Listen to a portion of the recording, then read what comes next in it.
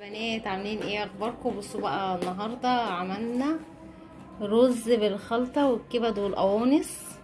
بصوا كده، والمكسرات، ودي فيها اجنحه وزوار ومش عارفه ايه. عملناها ايه كده؟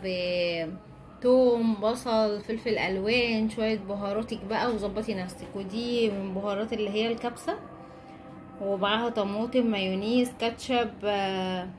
وعملتها في الرز كده. بس والتوابل اللي انتي بتحبيها. حطينا عليها الكبد والقوانص. عملناها ماما سلقتها الاول، وبعدين عملتها في السمنه والثوم وملح وفلفل وتوابل. وهي اللي عامله الخيار المخلل ده، توم وخل وملح وميه مغليه. بصوا، ده الاكل بتاعنا كده. متنسوش بقى ايه، شجعوا كلمتين. معاكم الفيديو بقى، متنسوش تعملوا لنا لايك. باي باي.